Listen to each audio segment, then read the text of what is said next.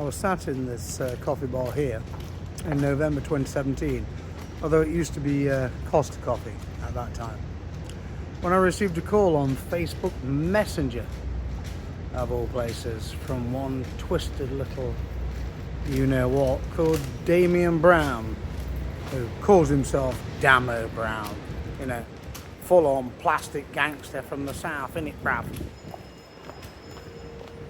So, he proceeds to tell me how he's getting a mob together of Tommy Robinson's fanboys to come and kill me, no less. Made threats against my elderly mother, because that is the limit of what these football hooligans are all about. They are just the dregs of humanity. So don't be surprised and act with outrage when you see so many of them being sent to prison now for their involvement in these recent riots. Quite frankly, they've had it coming to them for a very long time. In the case of Damian, well, or little Damo, quite frankly, another little plastic gangster, well, he never did materialise, did he? He never turned up. He never came with his little army of football hooligans from down south, innit, bruv? Because they're all talk. That's all it is. Talk. Big talk.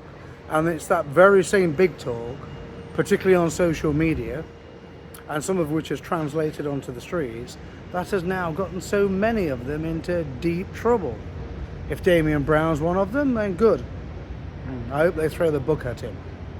But I do remember later when he got into trouble in London with his his crime boss Paul Spokey of Manchester, who together both threatened me, and they went to London, giving it the big one, obviously, as these plastic gangsters do, in it, bruv. And they both got a good hiding from the Met. No doubt they deserved it and incited it, because that's what they do. And then, of course, because they were such legends in their own mind, what happened afterwards was they went and made a claim against the Metropolitan Police for compensation. These big, hard gangsters from Manchester and the South, innit, bruv? Well, actually, Damian Brown, I mean, he's a joke. He lives in Ashford in Kent. It's renowned for producing world-class gangsters, innit, Governor?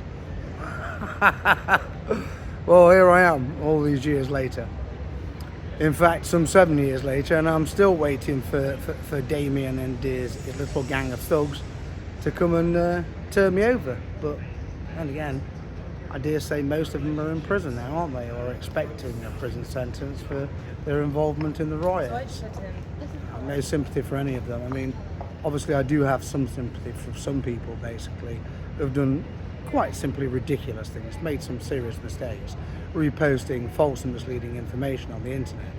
But quite frankly, for Damian Brown and his ilk, no, absolutely not. No, throw them all in prison and throw the key away. Quite frankly, I couldn't care less. But no amount of threats and intimidation will ever get the better of me. And don't you ever forget it, little boy. Ever forget it.